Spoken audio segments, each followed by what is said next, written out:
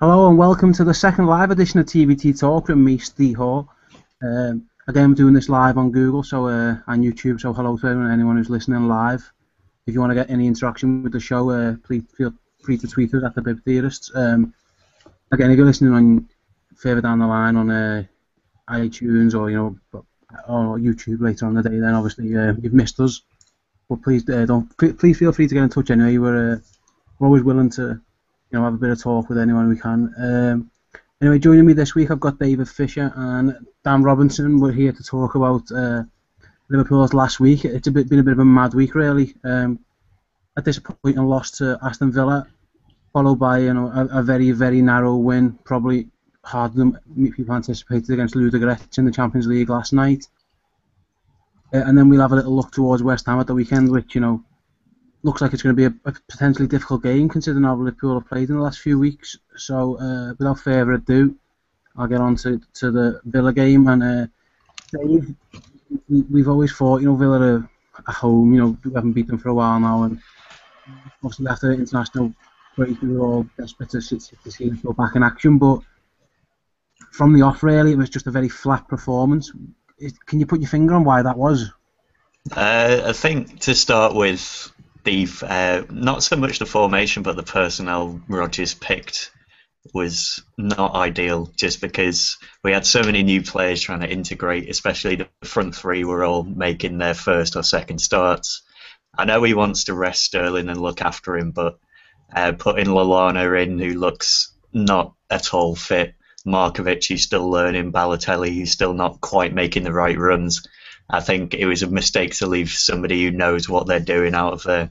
Otherwise, we're still incredibly dodgy at the back.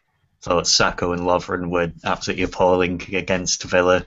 I feel sorry for the fullbacks because I think they've done really well so far, but inside them it's just an absolute circus because Mignolet doesn't know whether he's coming or going. Sacco and Lovren are providing no confidence to anybody. The midfield isn't providing much cover at the moment. Gerrard looks a bit tired, even though he's had a couple of weeks off from the international break. And then going forward, Coutinho's been just completely off for some reason.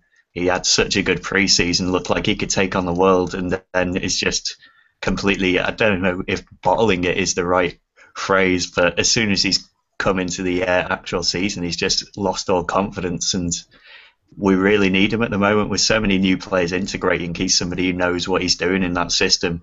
And you look at the performances of Joe Allen, who was very steady, just kept the team ticking over, and Coutinho's giving the ball away left, right and centre. We need him and the other established players to really step up with so many other new players sort of trying to find their feet. And it just led to a really slow, sloppy performance, much like last night as well.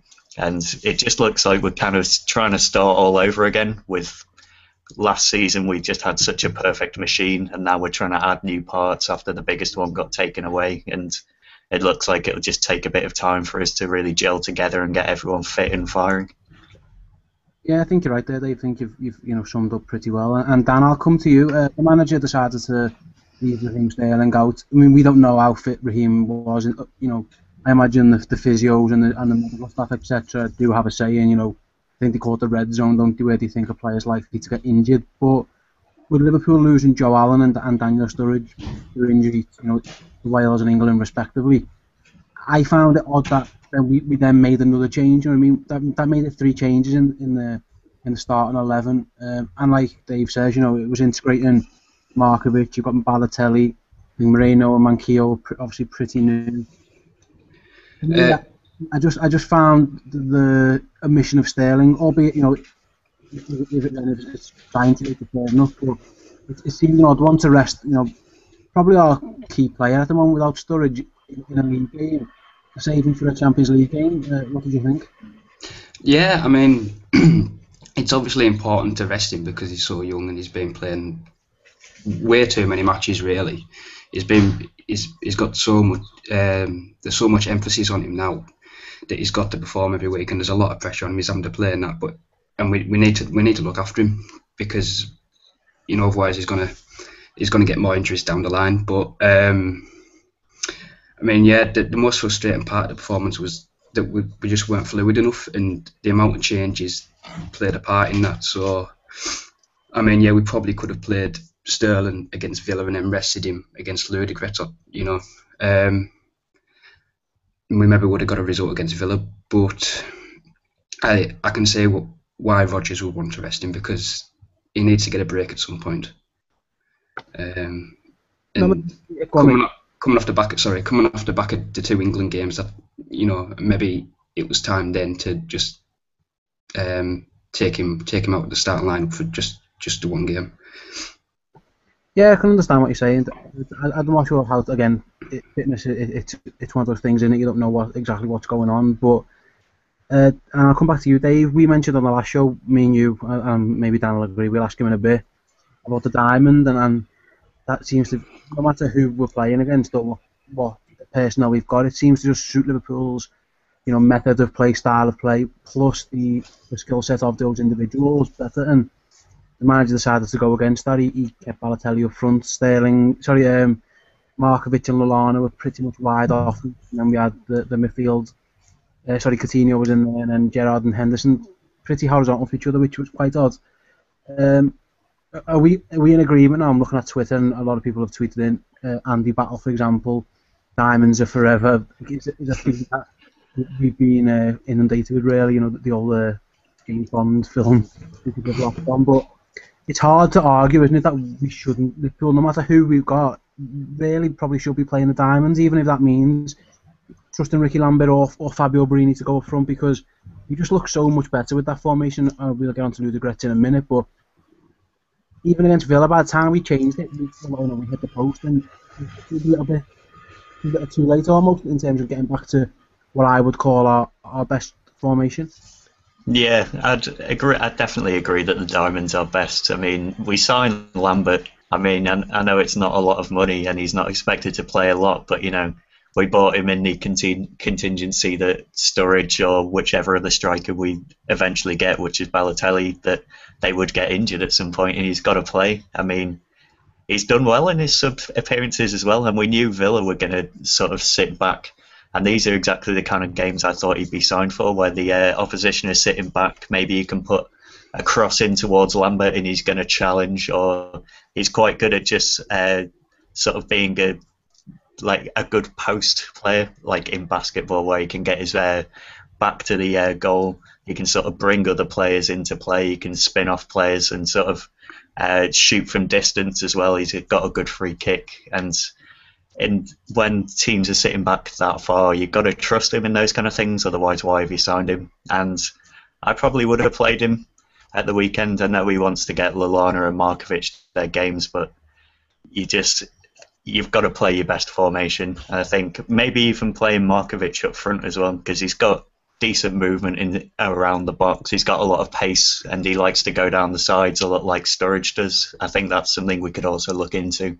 And we just look so much more fluid. I mean, you mentioned against Ludogorets, we just looked so static, and everyone was just sort of poking the ball about. We had times where Mankilo was isolated on the wing, even though we had wingers playing. And everyone just seems to know what they're doing a bit better in the 4-4-2 diamond, because we've got such good attacking fullbacks at the moment as well that really supplements it in a way that last season, when he had Sissoko and Flanagan bombing down the wings, it doesn't work quite as well. So I think he's just got to stick with what we do best, especially when the players are still trying to work out what to do. Absolutely, mate. And again, I asked a few people on Twitter for some interaction about formations and whatever, and it seems like the majority agree, and just a couple have got here. The Twitter handle Dare to Hendo, which Dan Robinson like. Basically, you've learned is you either go to diamond or go home, which I thought was quite funny. Patrick Williams again, play the diamond, move the ball quicker, and basically you can try not to be afraid of the opposition sometimes, or scared to express yourself. It looks like we played great football last year because we had no fear. Again, I think that's fair, although integrating new players it can be difficult, and that's the point that Cillian, I hope I pronounced your name right, Cillian Murphy has said. Basically, there's too many newcomers versus Villa, and this week's taught us that we're a long way. We've got a long way to go before the squad is tuned and in sync together, and I think that's fair, Dan. And you mentioned obviously we left Sterling out, which again the pros and cons are there for all to know. But and Markovic playing made sense because he was suspended for yesterday. But looking at the game itself, the Villa game, there was just too many players, wasn't there, mate, who didn't quite work for it. I said on the Red Men TV after the game, it looked like what it was. It was a gang of lads who didn't really know each other that well, and everything took an extra second or an extra 2 seconds. If you look back to last year, maybe the players knew each other. Coutinho knew where Suarez was going to be, or Joe Allen or Gerrard knew where Sturridge was going to be. This time it just looked like it was all a bit new to them all, and that's something that Liverpool are going to probably have to get over quick, because the season, it doesn't wait for you. You've got to get points on the board, or you don't want to get too far behind. If the aim is a championship, then Chelsea are flying. We've seen City, although struggling a bit, but they're still a decent team. So Liverpool can't really afford to fall too far behind the pack. Would you agree?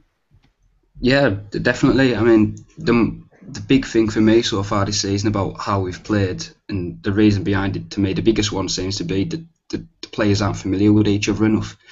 And it's the same in defence, and it's the same right the way through the team. It's just because we've been unfortunate that we've lost players through injury, and some players have come in later than others. And it's about getting that right, about who comes into the team when, and because that's what was most impressive about us last season was how quick we were, about how quick we were playing, and we can't do that when the players aren't used to each other yet, because they're not going to be on the same wavelength. So I think that's why we've lost a lot of the tempo, because we've been trying to control the match against teams, and it just hasn't worked, because we can't go that extra gear that I think we will get to when the players are more familiar with each other. Absolutely, mate. I think you've got a good point there. It does look like a lack of familiarity, but one thing that was familiar, Dave, Liverpool let a goal in from a corner again. Things never change really, and again, it was a terrible goal to concede, wasn't it, mate? And no matter who the personnel, it seems as though Liverpool struggled to defend corners. Basically, what was your take on the goal? I think Lovren lost his marker. He definitely got the wrong side. Him and Sacco have quite a knack for doing that. Maybe they should just adopt the Martin Skirtle wrestle, so they can just never lose their man ever. Mignolet, I don't think you can blame him, but he never looks very convincing in those kind of situations anyway. He always has sort of, even just the look on his face, he's never quite sure what's going on. He doesn't know whether he's coming or going. I really don't know what it is. I mean, they're obviously organised in some manner, but obviously they need to work on it a hell of a lot more. I know Rodgers said he worked on it over the summer of making the right decisions. I mean, I'm not sure at what point Rodgers keeps having to get the blame because it keeps happening, but I mean, it's so basic to just stay with the defender and just stay the right side of it. I mean, Sacco and Lovren are £16 million defenders. They should know what they're doing, and I just have no idea how it's still this bad, and nobody has any confidence whatsoever to just do the basic things, and it's worrying. But you'd imagine it might get better as people get more settled, but it's happened for about 18 months now, and there's no end in sight for just how bad we're going to be at corners, and we've not even scored from a corner yet this season, which balanced it out quite a lot nicely last year. Dan, have you got any thoughts on Liverpool's wonderful defensive? Because the goal happened right in front of me in the Kop end, then obviously it starts, if you want to talk about Sacco, giving away the corner pretty needlessly, and from there really it was just a comedy of errors, and for the lad to score pretty much laying on the floor, trickling into the corner, it's not great, is it? To be honest with you, that's not a Champions League winning side, or sorry, a Champions League even qualification side. I know we did it last year, but we were blowing teams away. I'm not sure we're going to be able to do that as well this year. And everyone says, how do you replace Suarez? Well, you're not replacing 30 goals, but if you can see 15 less, you've got to start there, and it's got to be better than that, hasn't it, mate? Pretty much. Yeah. I mean, I'd agree with what David said as well about it's really worrying how this has been going on for so long, and everyone's saying the same thing every week about how the defenders just don't seem to be communicating with each other. They're just not organised, and I mean, surely it must be getting work done, because it's the most obvious thing in the world, but it's just worrying how we haven't made any improvements in the last 18 months. When we can see every week that it's the same thing happening again and again, it's madness. It really is. Absolutely, mate. And then we'll talk about the performance. The second half. Again, I was there, and I don't know about you guys watching whenever you watched it. I never felt that Liverpool were going to score. I just couldn't see what was happening. No matter what the manager had done, he tried to bring Barini and Lambert on, who tried hard. Barini didn't do much. Lambert again the same. Sterling come on. Probably maybe we expected too much, because I remember seeing him come on, and it was almost as if thank God we're getting saved. And to say that about a 19-year-old, it's quite damning, I think, for the players on the pitch. But I'll come to you, Dave. Did you get a feeling that Liverpool were creating enough, were doing enough to score? Because for me, Villa, and then credit to Villa, they played really well. They had a plan and they stuck to it. They didn't really seem under that much pressure. They seem pretty comfortable, which is a shame for a side at Anfield to look like they're quite comfortable. Especially if you look back at last year, bar Southampton, we were terrorising teams, and again things have changed. I understand that, but for me, I think we made it a bit too easy for Aston Villa, or were they just that good? Was it a combination of both? What do you think? I think Villa were very good, as were Ludo Goretz yesterday. I mean, a lot of credit has got to be given to those two teams, but you look at the Villa defence, Hutton, Senderos, Kieran Clark and Ali Sissoko, and you just think, how can you have one shot on target against that team? I think in the second half, it reminded me a little bit of the Chelsea game last year, where we were facing a deep defence. Everyone just seemed to decide, I'm shooting from 25 yards. We're not going to try and play intricate football through, which has worked all season. We lost our heads a little bit. It was obvious that we were struggling. People weren't making the right runs, which with the new front three is to be expected, really. Lallana looked a bit slow. Balotelli had been ill all week, and he was trying some good sort of hold-up play, but all his passes to send people through were like a yard behind or to the side, and it just never quite worked. And everyone just decided to take too many touches on the ball, too many sort of rash decisions, just shooting from long distance. Everyone was just sort of a yard off, and everything just created a perfect storm where Villa could just sit there with two banks of forward, pass the ball about endlessly, and nothing would happen because nobody was making the right decisions or just controlling the ball properly or doing anything. And it was very worrying that tempo and confidence we had last season was gone. But I do think, to counter that, I think we will get it back at some point. We have so many new players that it's got to come back eventually. Especially, I think we really miss Sturridge making it all his runs. I think his value to the team sort of has become incredibly apparent in the 2 games he's missed, and defenders instinctively back off him as well, and it gives everyone else so much space that that fluidity will be able to come back when somebody like Coutinho or Henderson or Sterling's got that little extra yard to work in. Yeah, mate, I agree. We have noticed how big a miss Daniel Sturridge is, especially with no Suarez. I know he's gone and we can't keep harping back to him, but it doesn't highlight the importance of how good Sturridge is, really. And one final point on the Villa game, Dan, I don't know if you noticed or it came across on TV, but Aston Villa bullied us to an extent, I thought. They were kicking us off the ball. They played old school, rough 'em up football, basically. Balotelli was getting kicked, shoved and pushed everywhere, and that's going to happen, I think, more and more this season. Teams are going to try and ruffle us because not many teams are going to be able to out-football us. So, for one, I don't know about you, I was a bit disappointed with Liverpool that they didn't handle that better. I'm not saying you get back and you get yourself sent off, but it was almost like they were picking on us and poking us, and Liverpool didn't really do anything to stop it. It might need someone to go through someone and maybe take a yellow card or whatever, but I don't know if you agree. It just looked like Liverpool were a bit intimidated almost by Villa with their rough challenges and their heavy-handedness, and it seemed to affect us more than I thought it would and should. Yeah, I mean, I think that's a fair point. We saw last night against Ludogorets, Sterling got some rough treatment as well. It's going to come a lot this season. It's because teams are going to just identify the attacking players we've got and just kick lumps out of them. But I mean, I think we've got Coutinho gives it back quite a lot, and Sterling's just gets back straight up. So I mean, I don't think it should intimidate them too much. But I can see the point you're making about the Villa match. Yeah.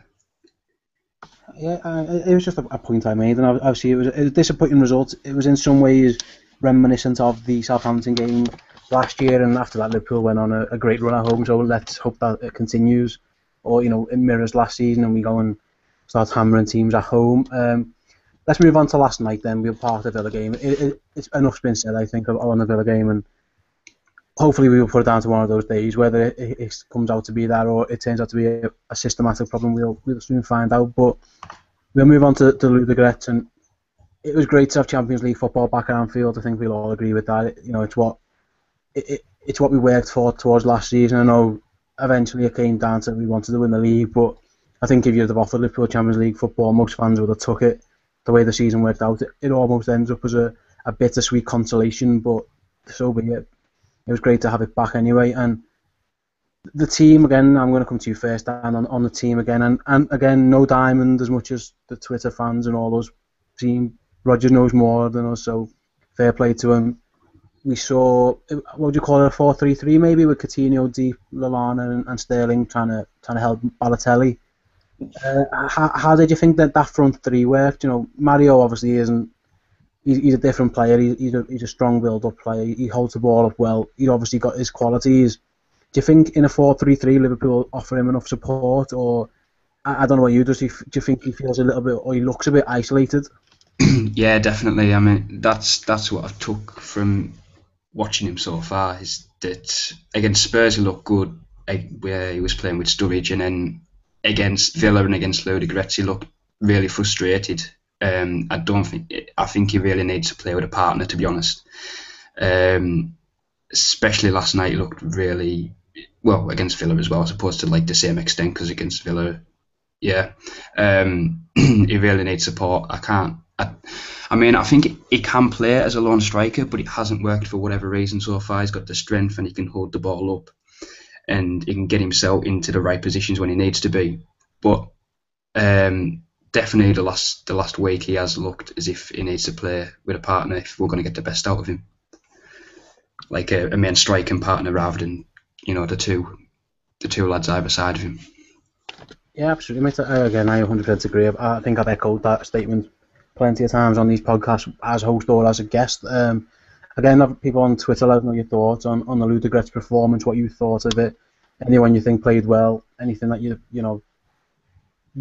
would like to have seen different, any players who you think probably need a bit of a kick up the arse. Tweet us at the Bearfierists and let us know, and we'll get to some of them in a minute. Dave, Adam Lallana, we spent a lot of money on him. Obviously the injury in pre-season hasn't helped him, and he hasn't looked sharp. Last night, for me, I don't know what you think, he looked like he was really unfit. You could see signs like what he can do. I liked, for example, the fact that he kept trying to get in the box for crosses. That was encouraging to see, but it looked like, I don't know if you agree, and I don't want to lead you into it, but it looked like his head knew what he wanted him to do, but his body just wasn't quite up to speed yet. Would you agree?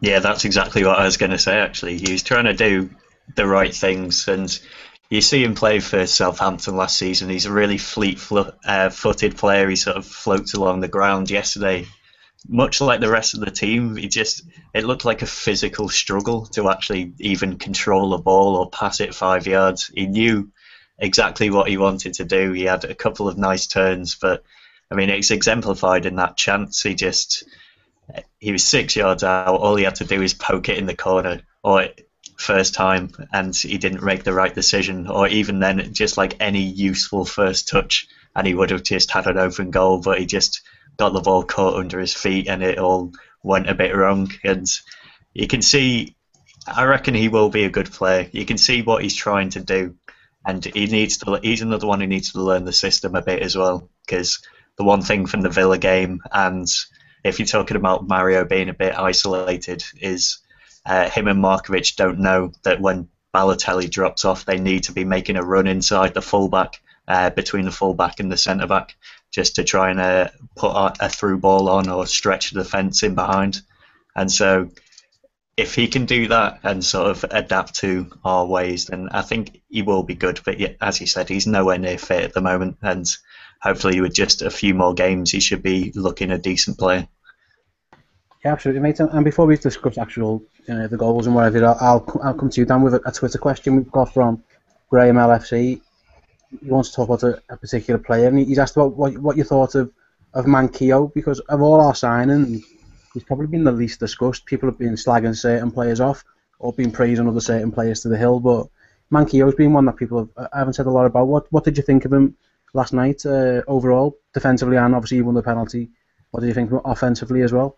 I thought he was pretty good last night, and overall so far it looks as if we've got a really good deal for him. I mean, what I would say is that because he's so young, and because he hasn't played a great deal of first team football anyway before he's come here, that he's going to make some mistakes sometimes, and I'd hate to see people on Twitter turning from saying how great he is to saying, oh, he shouldn't be in the team and he's shocking after, because inevitably a mistake will come at some point, and but that's just part and parcel of being a defender, never mind a young defender. But I think he's been great so far. Just we've just got to be patient with him. I think it'll be class.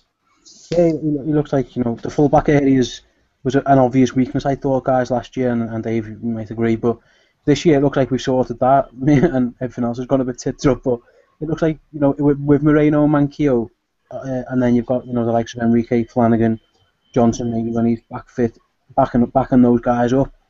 It does look an area, especially with those two starters, that Liverpool look very, very strong in compared to, this time, even 6 months ago, maybe. That looks one area where you can say, yeah, they boxed that off, if you're looking at Moreno and Manquillo.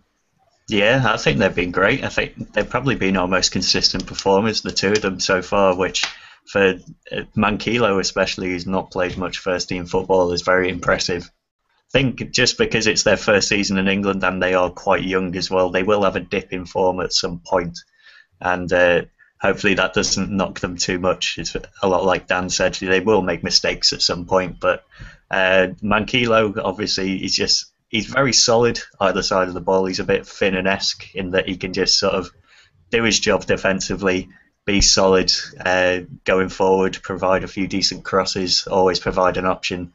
Moreno looks like he could be really something special with his searing pace. It's just absolutely ridiculously how fast he can carry the ball. He just doesn't seem to slow down whatsoever. My dad's a big fan of him, which I tend to trust his judgment as a season ticket holder of 35 years. So, yeah, fullbacks are just so much better than last season, and it's so noticeable because having watched Ali Sissoko up close, the difference between him and Moreno is absolutely ridiculous, and just having those options out wide, especially when we're going to play the diamond quite a lot, is just such a refreshing change. If your dad likes him, mate, that's enough for me. I'm happy with that. Dave's dad likes him. And let's talk about the first half was a bit of Liverpool, felt away into the game. Ludogorets, fair play, Dan. I think you'll agree. We're a better side than we thought. A lot of people thought we'd go and park the bus, but that wasn't the case at all. Ludogorets come to try and beat Liverpool, didn't they? Yeah. I read earlier that they beat Lazio last year. And knocked them out the Europa League, yep, and PSV as well in the groups. PSV as well. So they're not a daft side. They came to play and they played some really good stuff. To be fair, that lad Marcelino looked a good player. They created a lot. They created a fair few decent chances as well for themselves. Probably could have scored more than the one, which would have been an absolute nightmare. There would have been a complete meltdown if they got more than one, but they definitely could have. I mean, we went into the week thinking, we were just going to win this match easy. It's going to be a great return to Champions League and all that. They weren't actually nobody was actually bothered about the opposition, but it shows that there's no easy games in Champions League. Do you think, Dan, maybe not we as in the fans, but maybe Liverpool, the players, Rodgers and the team will say no, but slightly underestimated Ludogorets, or what they were going to get, or what it would take to beat them? Because I can't imagine we would look that flat, say, if Real Madrid, for example, turned up Anfield. Even I know the fans would be probably a little bit more into it, but the atmosphere was pretty good last night. But it looked to me that Liverpool almost tried to, I'm not sure, not bully them, but kind of like you just turned up thinking, our class will shine through in the end. But you need more than that, I think, and you're not always going to be able to just wipe teams away. Like you say, they're league champions for a reason, no matter what league it is. It just looked a little bit. Or do you agree or disagree? Like, it looked a little bit almost arrogant, borderline complacent at times. Yeah, I mean, I'd agree. It will never be admitted publicly, but I mean, there must be a small part in every of the players' minds and in Rodgers' mind that they should have walked over them. And yeah, I mean that definitely played a part. That I mean, the tempo wasn't fast enough. We weren't trying to get at them. We weren't as if it didn't feel as if this was as big a game as it actually was to the players. It felt like a Europa League qualifier, a Champions League qualifier, and it tend to be the same. We wouldn't normally blow teams away. We'd turn up and it'd be like a pre-season friendly. And we'd get through, but it would never be convincing. It felt like that last night, I think. Yeah, I agree, mate. At times it did look a bit like that. And Dave, our first goal obviously came from Balotelli. It was nice to see him get a goal. Probably, it's the type of finish that you'd expect from a class player like himself. What did you think of his all-round performance? Again, is it a case of he looked a bit like a fish out of water in that formation? Or some things went well, some didn't. It's not like a Diego Costa at Chelsea, is it, where he's hit the ground running and just completely tore it up? Are you happy with what you've seen so far, or anything that concerns you slightly? I think generally he's trying to do the right things, especially when he drops deep. He is linking the play quite decently, but some of his passes, like I said before, have just been slightly off. I think he's applied himself pretty well. I mean, he's got a little bit frustrated at times, but he's not boiled over, which he could have easily done at Aston Villa when they were just booting him off the ball. And I think he's done all right, but the only thing that concerns me at the moment, which I think can change, is he's not really making the right runs. I mean, on ITV they actually made a good point at half-time that he didn't spend enough time in the box, and when you're the lone striker, you've got to be busting a gut to get in there, but sometimes he's just hanging around on the edge of the penalty area. I remember one in the first half, I don't know who had the ball, but they're breaking forward, and there was space behind their defence, and he just came short to try and get the ball instead of sprinting in behind, which would have been the better run to make.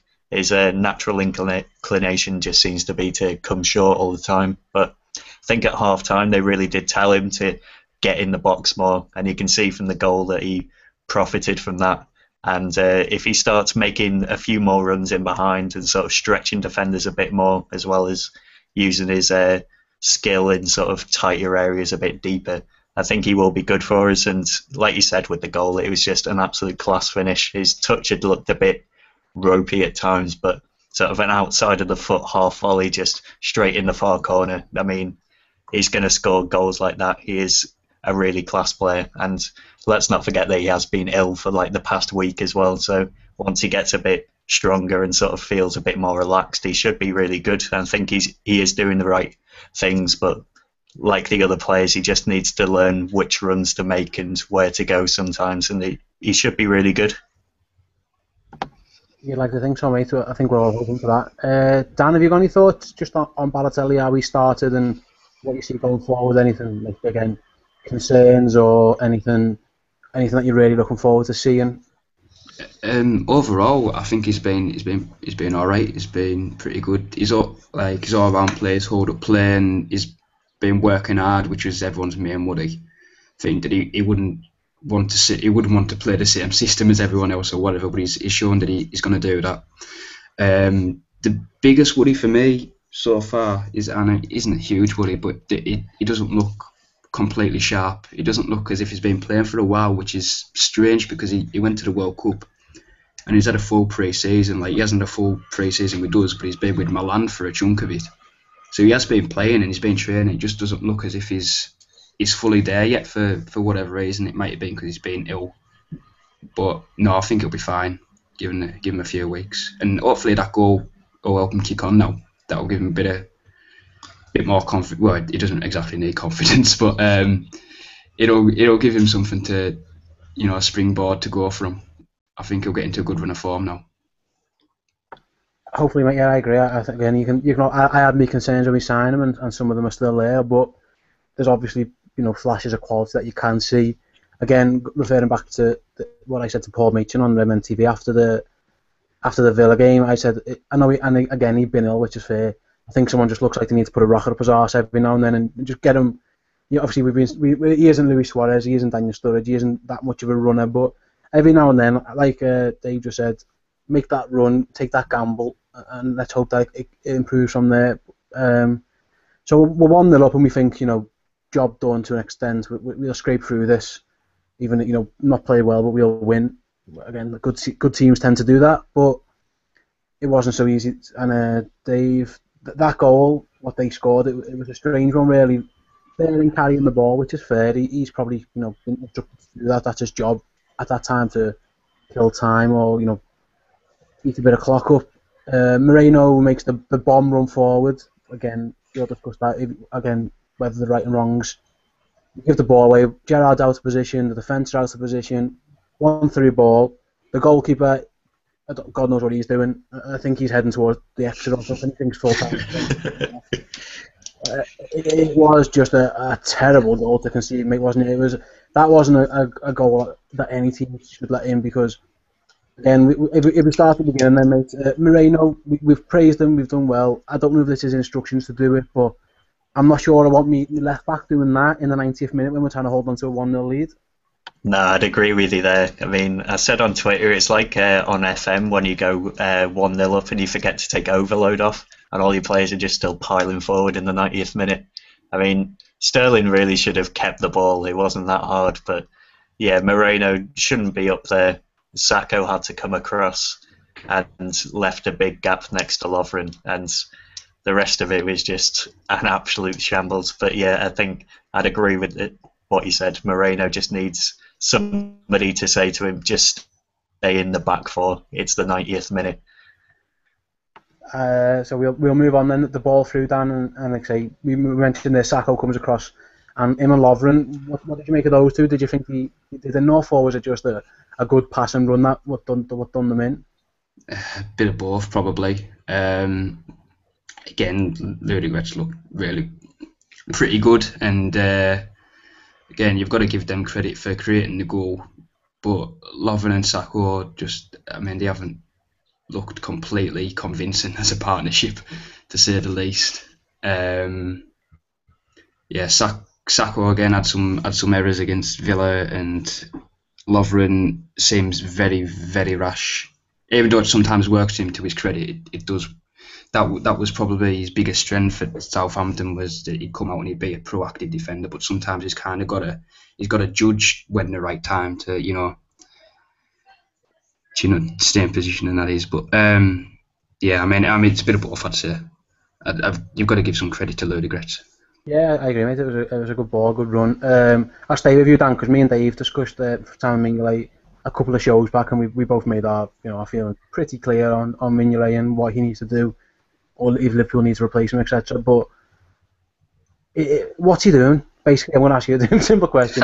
It's hard to know, but to me, he looks. Last year we said he's a line goalkeeper. And we begrudgingly maybe accept that to an extent. You don't really want that, but he looked like a fish out of water coming for that ball. He needs to either stay on his line or his starting position. I think, again, I'm not an expert on goalkeeping, this is just my opinion. He needs to be further off his line to start. The fact that he got caught in basically a no man's land, running, I don't know what he was trying to do. I really don't, and he's a big worry for me, Dan. I'm not sure what you think about him. Yeah, I try and stick up for him because I'm a fan of his, but it's just, his weaknesses were clear from the start, and they're getting more and more clear now. Like, obviously, his decision making is poor.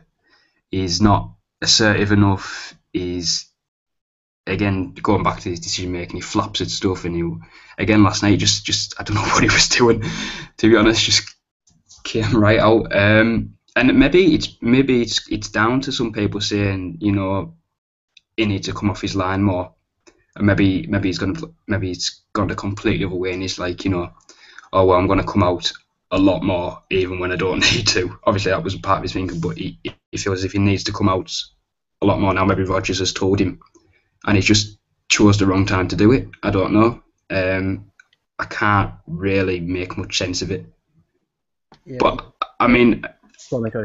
there's a lot of talk of Valdez coming in, and I think he'd be a good signing for now because it's a more short-term thing.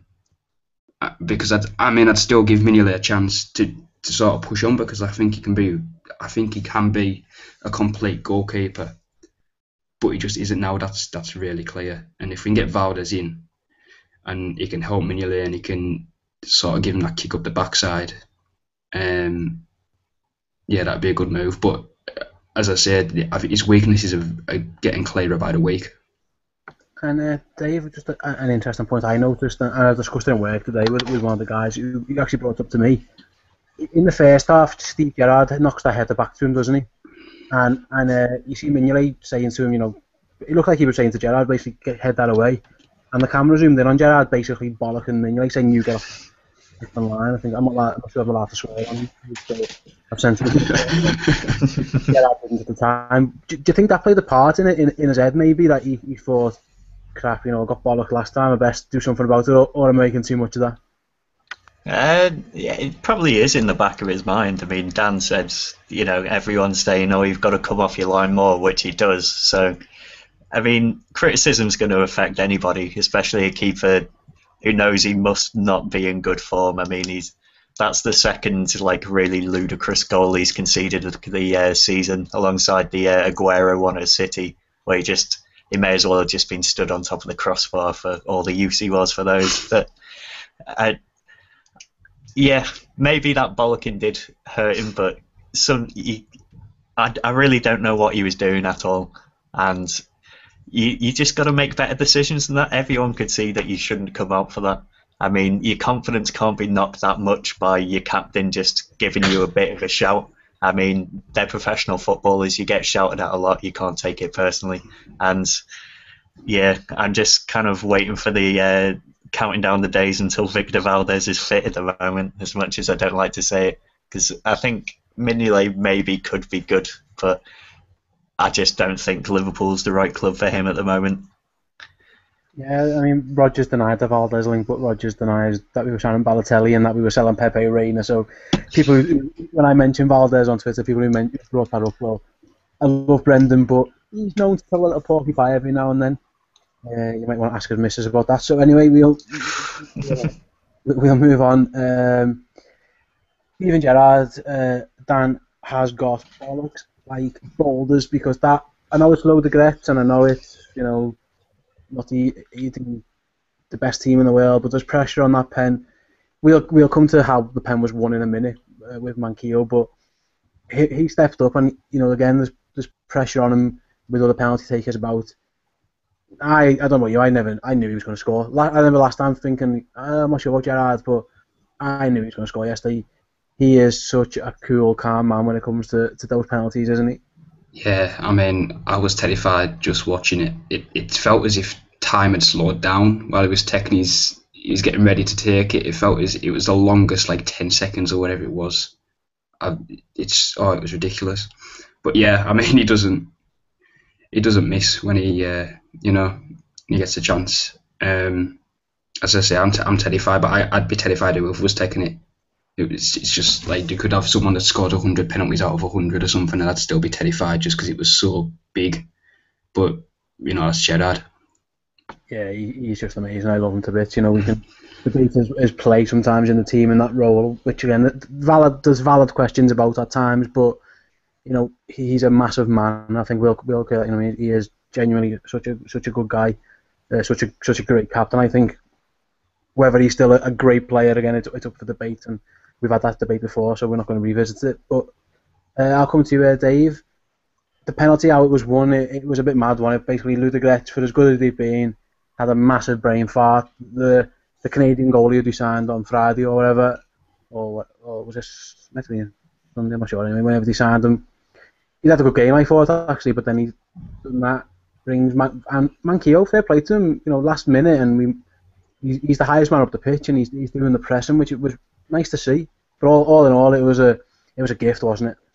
Yeah, I mean, that could have even been wiped out earlier than that because the ball was rolling pretty harmlessly through to the goalkeeper, and the defender just decides to do a back pass for no reason. Just you could see, especially with the keeper who's just been signed on Friday or Monday or whenever it was, like he just absolutely cacked himself. He's just like, I was just prepared to pick this up. Now I've just got to control the ball. I've not played football for a year. I'm in front of the cup. Oh God, please help me. Now somebody, some guy in red's just charging at me. What do I do? And yeah, thank God that their first two choice keepers were out because that got us out of jail so much. I think we honestly deserved to lose that game. But as you said, fair play to Manquillo. He was trying to win. He anticipated that the keeper might struggle a bit.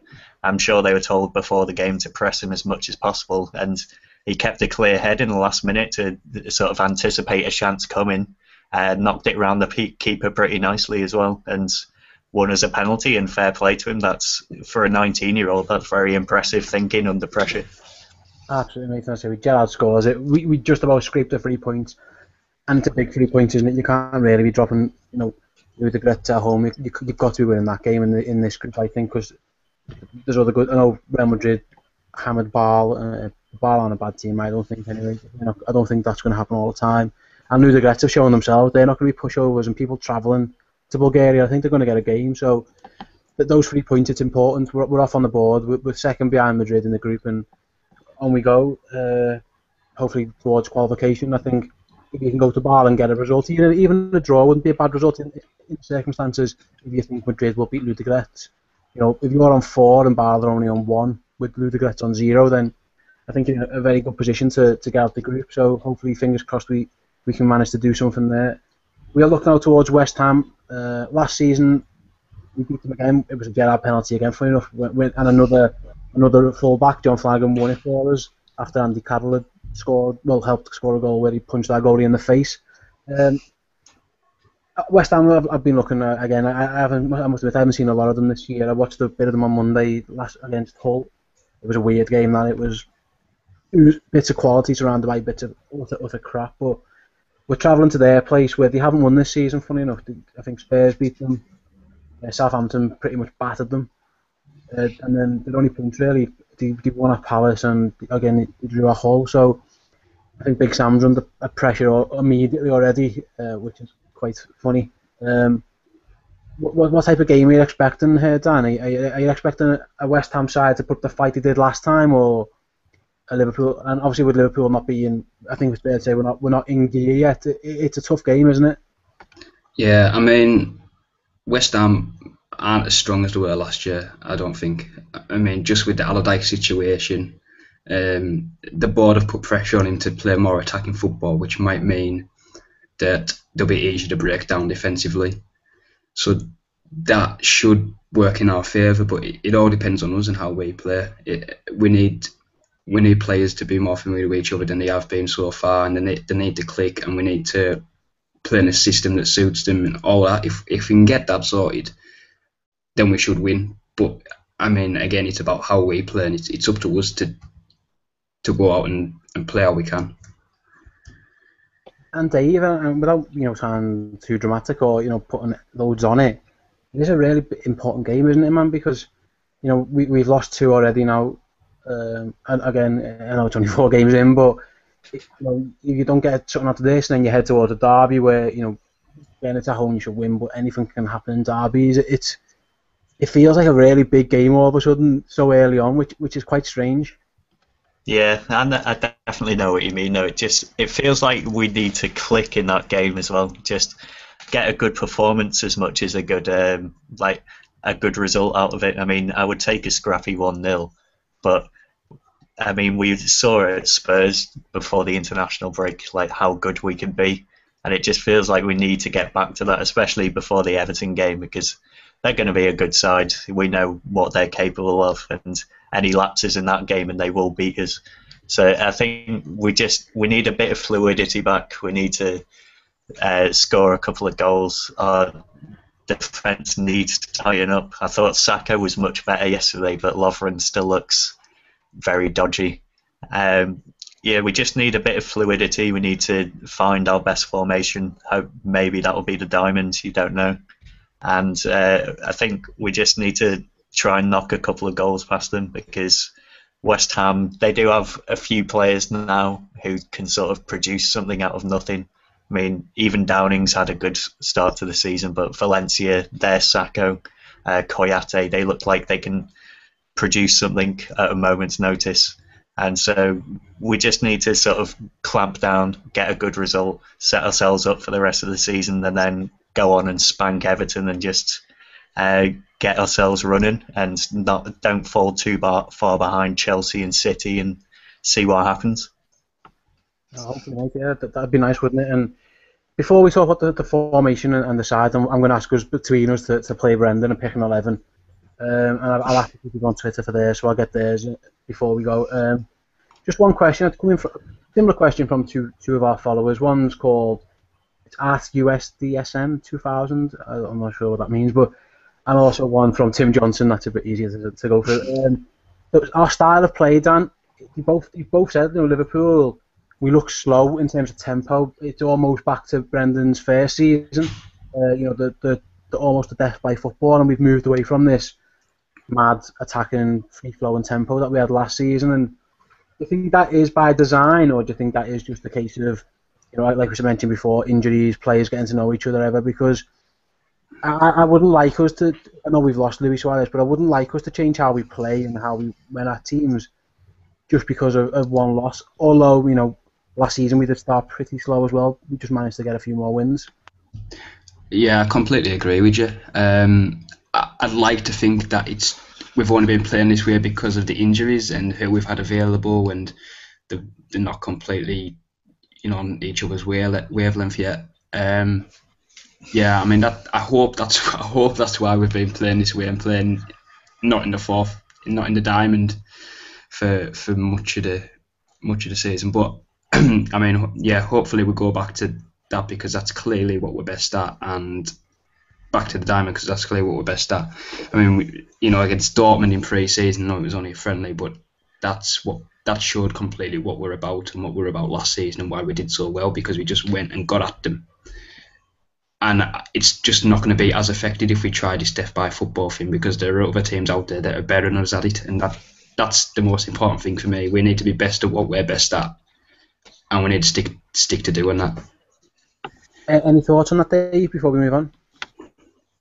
I'd agree with what Dan said, really. I mean, I think it can't be by design. Brendan knows what we're good at. It's just everyone looks a yard off mentally and physically, and once everyone gets up to speed, they're going to be taking one or two touches where they'd usually be taking 3 or 4 in the past couple of games, and everything will speed up. People will make the right runs, and we're going to be playing that fast attacking style, and hopefully just steamroll a few more teams and have a really exciting season again. Let's hope so, mate. Let's hope so. Okay, a couple of people. I'll just get through a couple of the teams on Twitter before we make out what we think what we like to see anyway. Tabish says he'd go diamond. Mignolet, Manquillo. He says Torre and Saka. I'm not too sure. He's obviously not a Robin fan. Moreno, Gerrard, Henderson, Coutinho, Sterling, Barini, and Balotelli.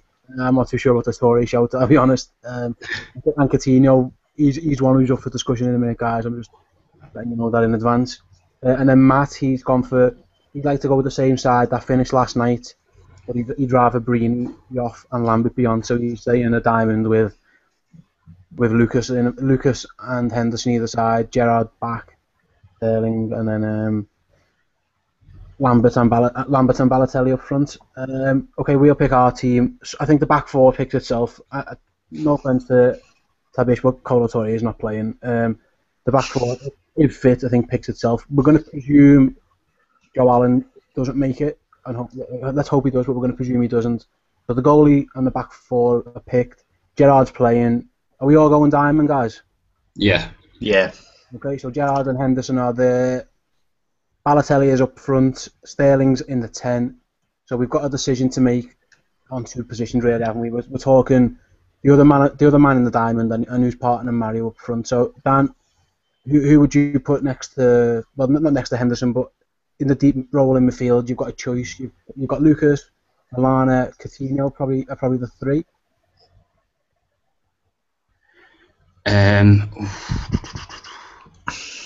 I'd go with I'd go with a fit Lallana, but it's again he hasn't looked so great so far. Dave? I'd still say Lallana over Coutinho at the minute, if I'm honest. Okay. I'd go for Coutinho. Sorry, Dan. I'd go for Coutinho only because Lallana, as we said, isn't looking fit. I don't think there's anyone else really to go in there unless you want to play Lucas, which is not ideal, I would say. So I'd pick Coutinho. Oh, so I've got to cast them both, haven't I? I want Lallana. I love Lallana, but I'm erring on the side of Dave. Really, I think if he was fully fit, I'd want Lallana, but I'm not sure we should. I think he might be better getting him on for the last 20 or 30 maybe. So Coutinho's playing, and then we've got a choice up front. We can go. It's pretty much it's Lambert or Barini, isn't it? I think. I can't think of anyone else who's gonna trouble. I know some people say you might get Lallana in the 10 and Sterling up front, but we're not doing that. I've decided already. So Dan, Lambert or Barini? I'm going to go with Barini. Just because I think Jack Sean made a really good point on Twitter last night in that I think he thinks that Brendan won't want Lambert and Balotelli starting together because there's not a great amount of movement there, whereas with Barini you're getting something different. So I'd go with Barini. Dave? I'm going Markovic up front. Going completely off the page, just going wild.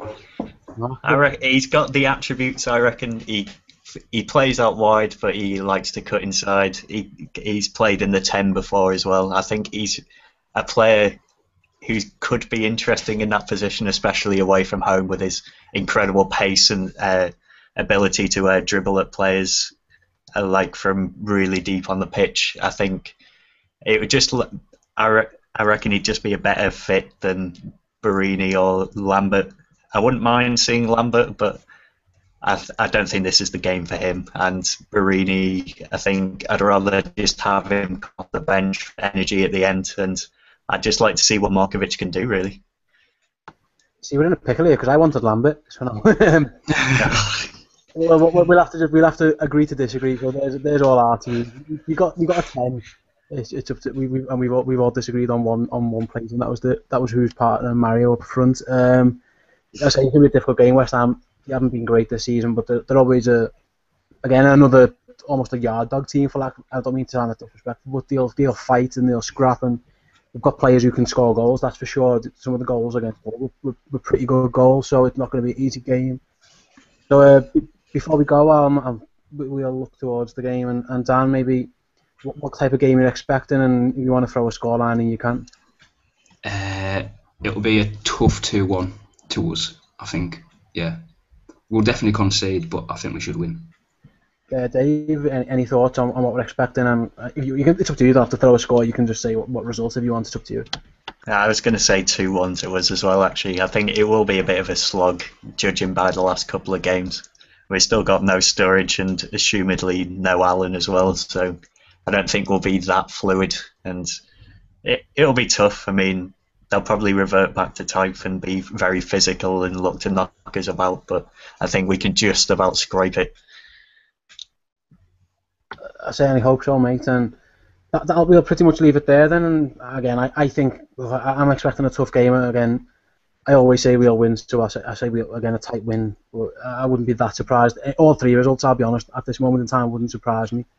I'm quite concerned, I must admit, about Liverpool at the moment. I think there's a lot of change and a lot of, I don't know, too much change at once. Not in terms of buying the players, but the fact that we've done all these changes and then lost two significant players from injury. It just looks a bit higgledy-piggledy at the minute, but let's hope my pessimism's proved wrong. I'm not usually pessimistic, so let's hope I'm wrong and we go and win. We'll be back next week. I'm not sure what day. I know the Middlesbrough games are coming up and we haven't previewed that because I'm not sure what you can say about the reserve team playing against me. So we'll be back from stage next week to review again West Ham, hopefully a win. Probably after the Middlesbrough game, so we'll look at what happened there, and then we'll look to head towards the a derby game that's come around pretty quickly already. So thanks everyone who watched on YouTube Live. Thanks everyone who got involved on the Twitter. If you're listening further down the line on iTunes or you're back on the YouTube page, well, I hope you're having a really good day, and whatever you're doing, if you're driving, be safe. If you're walking, be safe. Anyone else got any safety tips or advice you want to give the listeners? Wear a hard hat on a building site. It's the only one I've got. Yeah, good. That's good advice. You don't want things getting dropped on your head. Dan, anything you want to, any public service messages, anything you want to say? Nah, just do what you want. Just Yeah, fine. Yeah. Do whatever you want to do. Far be it from me to tell you what to do. You know what, Dan, I like the way you think. Who are we to judge people and who are we to tell people how to live? All I can hope is that you do tune in next time. I hope you've enjoyed the show. Let us know your feedback on at the Bit Theorists. We'll keep doing this. I think live. We enjoy doing it. I enjoy doing it. It's probably a bit more interaction rather than recording later on through the week and editing and stuff. I think we can get to grips with the followers and the listeners more. So anyway, thanks for listening. That was TBT Talks live.